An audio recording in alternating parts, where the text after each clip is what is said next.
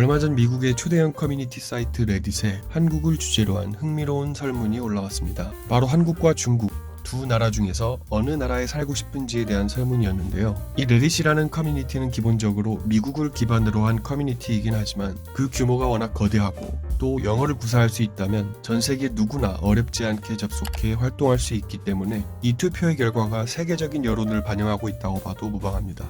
다시 본론으로 돌아와서 결과를 보자면 말할 것도 없이 당연한 이야기지만 한국을 선택한 유저들이 7,100명 중 6,300명, 비율상 88%로 압도적으로 많았습니다. 전 세계 어느 누구에게 물어봐도 당연히 한국을 선택하겠지만 이들이 대체 어떤 점에서 한국을 선택했는지, 왜 한국에 살고 싶어 하는 것인지 그들이 남긴 댓글을 보면서 한번 알아보도록 하겠습니다. 한국은 굉장하다. 세상에서 가장 쉬운 투표다. 결과가 너무 뻔한 거 아닌가? 무조건 한국이다. 한국에 1년 동안 살았었는데 잊지 못할 경험이었다. 너무 좋았다. 한국은 부유하고 발전된 기술을 가지고 있으며 여자들이 예쁘다. 한국은 기본적으로 서구권 국가와 비슷하다는 것을 알아야 한다. 당신이 단 한 번이라도 한국에 가봤다면 이런 투표는 의미가 없다는 것을 알 것이다. 와 같은 일반적이고 무난한 댓글부터 무슨 질문이 있다위냐. 자유민주주의 국가에 사는 사람에게는 뇌가 없는 수준의 질문이다. 만약 중국을 선택하셨다면 당신의 IQ는 평균보다 낮은 것입니다. 내가 중국에 가고 싶은 유일한 이유는 판다이다. 그러나 그들의 끔찍한 정부는 이를 포기하게 만든다. 국민의 알 권리를 제한하고 홍콩과 대만의 시민을 억압하고 인권을 유린하는 중국은 지구상에서 가장 마지막으로 방문하고 싶은 나라다. 이와 같은 재치있고 뼈있는 댓글들도 많았습니다. 한편 중국을 선택한 네티즌들에게도 나름의 이유는 있었습니다.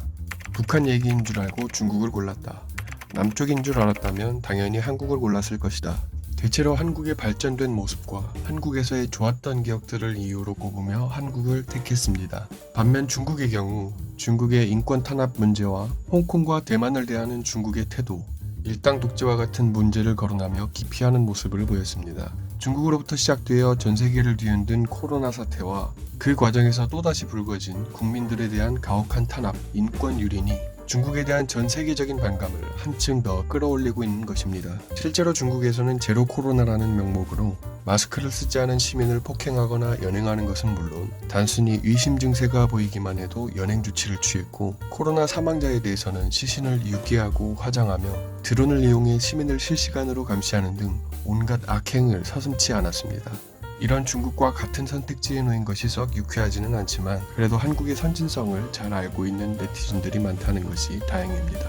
오늘 준비한 소식은 여기까지입니다. 재미있게 보셨다면 구독과 좋아요 부탁드리겠습니다. 감사합니다.